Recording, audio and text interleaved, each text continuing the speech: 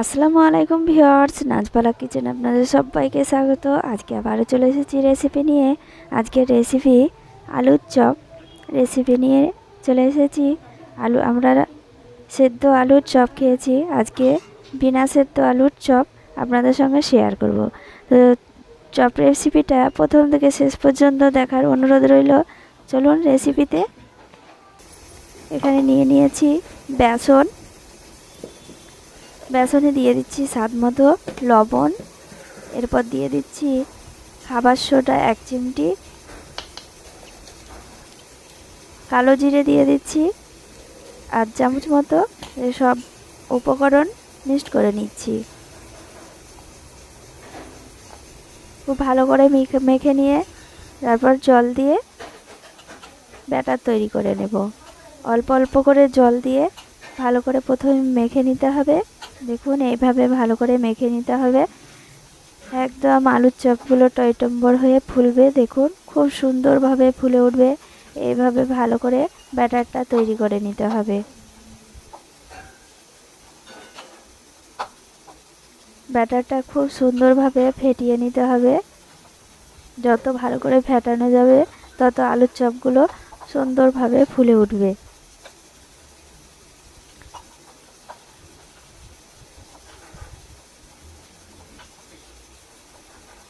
দেখুন এইভাবে ফেটিয়ে নিতে হবে।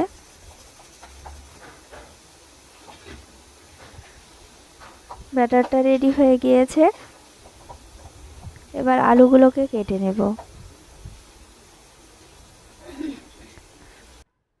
এই যে দেখুন আলুগুলোকে এইভাবে কেটে নিয়েছি। আমি একটা আলু নিয়েছি। একদম পাতলা পাতলা করে আলুগুলো কেটে নিতে হবে। দেখুন দেখতেই পাচ্ছেন এইভাবে কেটে নিয়েছি।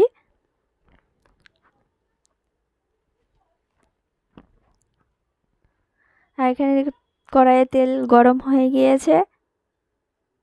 একটি করে আলু নেব আর ব্যাটারে এভাবে চুবিয়ে তেলে ছেড়ে দেব। আমরা যেইভাবে বেগুনি ভাজি সেইভাবে তেলে ছেড়ে দেব, দিয়ে লাল লাল করে ভেজে নেব। আলুর চপগুলো কতটা সুন্দর হয়ে ফুলে উঠছে দেখুন, কতটা দেখতে লোভনীয় হচ্ছে। আস্তে আস্তে কালার হয়ে আসছে।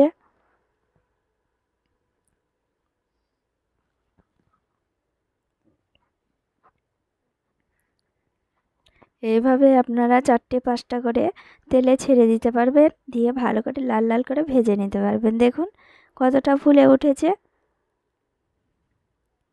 আস্তে আস্তে কালার হয়ে আসছে, বাদামি কালার। দেখতে কিন্তু দারুণ হয়েছে। আবারও আরেকটা দিয়ে দিচ্ছি।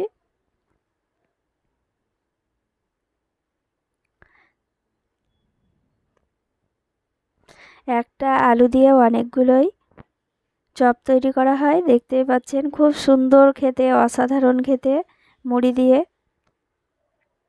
আর খেতে অসাধারণ হয়েছিল এই চপগুলো, আর খুব সহজে তৈরি হয়ে যায়।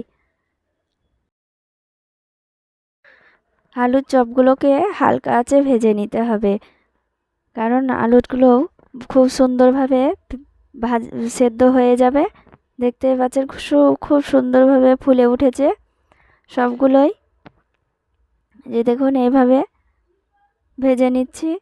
এই দুটো ভাজা হয়ে গিয়েছে, এবার তুলে নিচ্ছি। আবারও তেলে ছেড়ে দিচ্ছি। এইভাবে তেলে ছেড়ে দিয়ে ভেজে নিতে হবে। একদম টইটম্বরভাবে ফুলে উঠেছে দেখুন।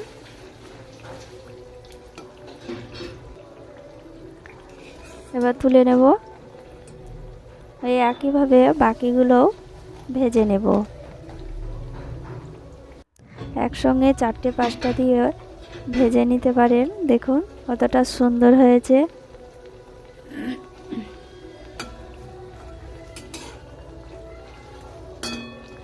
আপনাদের হাতে কম সময় থাকলে এইভাবে রেসিপিটা তৈরি করে নিতে পারবেন।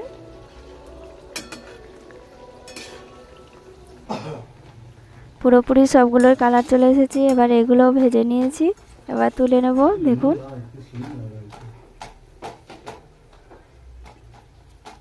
এইভাবে সবগুলোই ভেজে নিচ্ছি।